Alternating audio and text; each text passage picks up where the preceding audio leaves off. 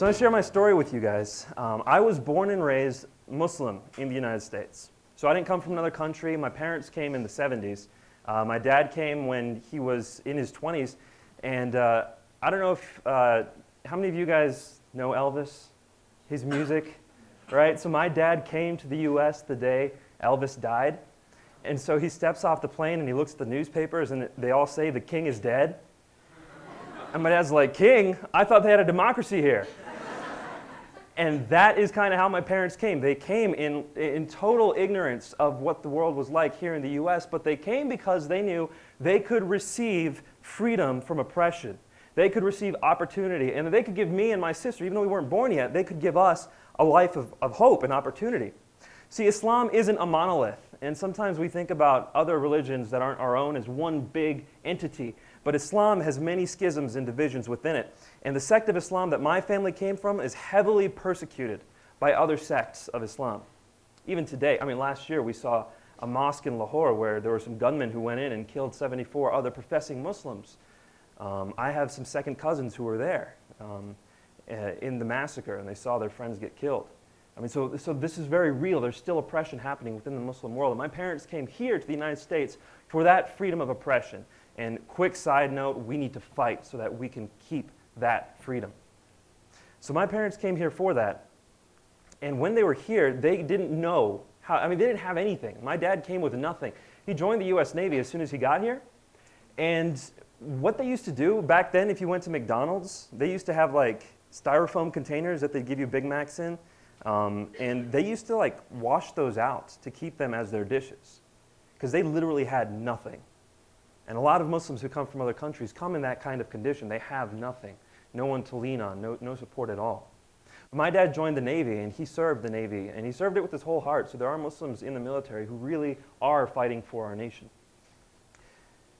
In 1983 is when I was born, and when I was born, like all Muslim families, devout Muslim families, my parents raised me immediately from moment number one as a Muslim. The first thing a Muslim child is supposed to hear is the Shahada. La ilaha illallah Muhammad Rasulullah. There is no God but Allah, and Muhammad is his messenger.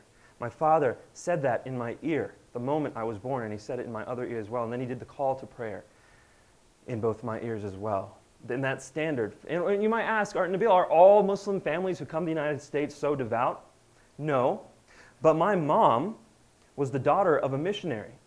Her father spent his whole life preaching Islam in Indonesia. She was actually born in Indonesia because she was an MK there. So that's the kind of lineage I come from. Her mother was born in Uganda because her father was a lifelong missionary. So I came from a line of Muslim missionaries. And when we're here in the United States, you'll see this from people who feel like they're minorities. You'll see that they learn to defend themselves against the public at large. They learn to kind of to build up fortresses for themselves. And so they live in community. They teach their kids how to define themselves, their identity. And that's what they did with us from moment number one. And so as I'm growing up, yeah, I'm praying the 5 daily prayers. I'm reading the Quran. That's normal for Muslims. By the way, even though I was born and raised in the United States, my parents taught me how to read Arabic before I could speak English. So I read the entire Quran in Arabic by the age of 5.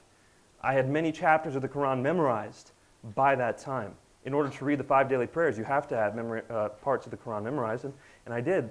Ultimately, I had the last 15 chapters of the Quran memorized, and I was going to learn as much as I could throughout my life. So I was not living this kind of disillusioned, passive, apathetic life. I was living the Muslim life because my parents taught me, Nabeel, when you go into the public realm, it doesn't matter how good a student you are. You could be the best student in your class, but no one's going to see you and say, there's a good student. No one's going to see you and say, there's a good American citizen. They're going to see you, they're going to see your skin color, they're going to see your features, and they're going to think, there's a Muslim. And so you have to defend Islam. Wherever you go, you are an ambassador for Islam. And that's what my mom told me. And she said, if anyone ever tries to share the gospel with you, you need to be able to respond to them. You need to be able to tell them exactly why you are a Muslim and why they should become Muslims. So any sort of evangelical attempt that was thrown at me was immediately turned around into my own da'wah, my own attempt to share Islam. And I remember one very powerful time was when I was junior in high school. It was second bell. I was in Latin, and I was doing my homework for third bell. Y'all know how that is. And the girl in front of me turns around, and she's got this wild-eyed look. And she's like, Nabeel, do you know Jesus? And I'm like, this girl's crazy. Turned out she was on fire for the Lord, but easy to confuse those things. So I'm like, yeah, I do know Jesus. I know Jesus was virgin born. I know Jesus healed lepers. I know he cured the deaf and the blind. And I know Jesus raised the dead. I know he's the Messiah, and I know he's coming back at the end of times to initiate judgment. But I also know he's not God. And she says, what do you mean? What do you mean Jesus isn't God? Of course he's God. You see, I was quoting the things that the Quran had told me, and the Quran tells me all those things about Jesus, but it very clearly delineates the fact that Jesus is not God. And so I told her, look, let me accept the Gospels for a moment. Let me say the Gospels are true. You can quote whatever you want from the Gospels. Where does Jesus say he is God? And she had no idea how to begin to respond. And I said, you really think this is important? She's like, yeah, I do. Yes, Christ is Lord. That's the center of my faith. And I said, but you can't even show me where he said that. And then she says, well, Jesus did say the Father and I are one. And I said, do you think he's claiming to be God by saying that? Because in that same in that same book, the book of John, Jesus says that he prays for the disciples to be one, just as he is one with the Father. Right? So what is he saying? Is he praying for the disciples to be one person, just as he's one person with the Father, or one being even?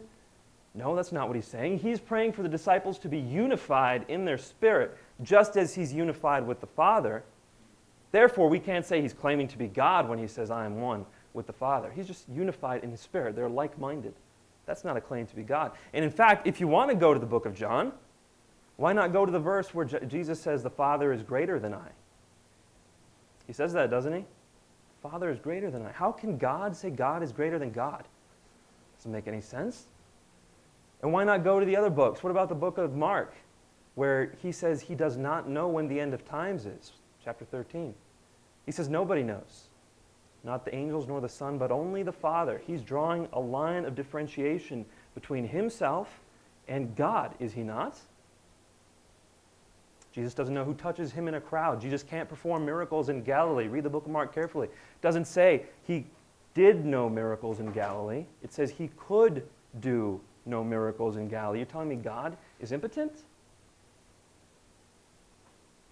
And I was having this conversation with her. She's on fire for the Lord. She wants to share the gospel with many people, but she was entirely unable to respond to the simple question, why do you believe the most central part of your faith? And as a Muslim, I had been taught that virtually all Christians that I ever run into are veiled polytheists. They believe in multiple gods. They call it one so that they can have the honor and dignity of being a monotheist, but they actually believe in three, and they don't know why. And that's what I thought. I kind of lorded it over people. Anytime a Christian would come up to me, I think, this is exciting. I get to tear down their faith. And I did that with many, many people. This all changed when I got to the university level.